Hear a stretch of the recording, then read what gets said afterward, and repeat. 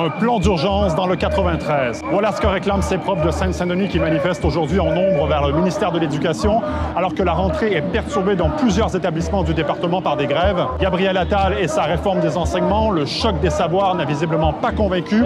Pour ces profs, les problèmes de leur quotidien ne sont pas réglés. Quoi vos problèmes du quotidien dans votre école ou dans votre collège? C'est le manque de remplaçants quand nos collègues ne sont pas là.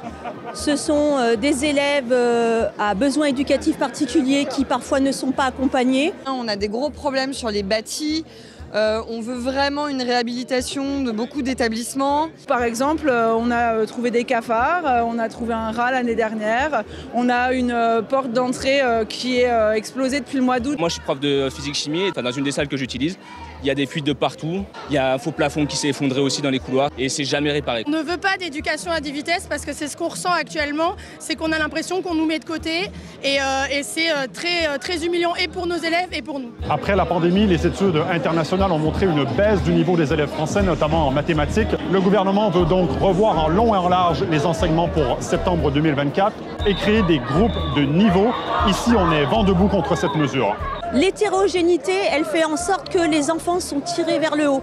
Les groupes de niveau, déjà, ça stigmatise les élèves et ça ne tire pas les élèves par le haut. C'est déjà compliqué d'enseigner.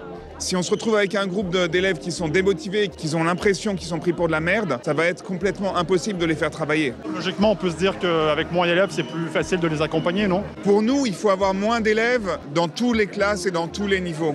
Dans les groupes hétérogènes, les meilleurs en bénéficient plus. Ils doivent formaliser leurs enseignements pour pouvoir les expliquer à leurs camarades. Ce sera bénéficiaire à ceux qui sont un peu meilleurs, mais ce sera surtout bénéficiaire, notamment en termes d'image, à ceux qui sont moins bons.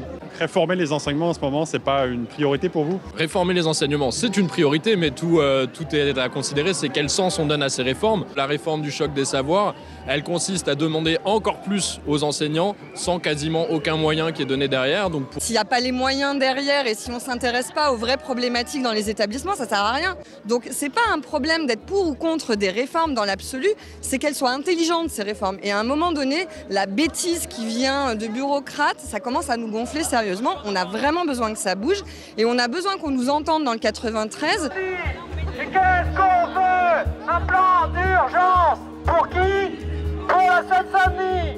Et qu'est-ce qu'on veut?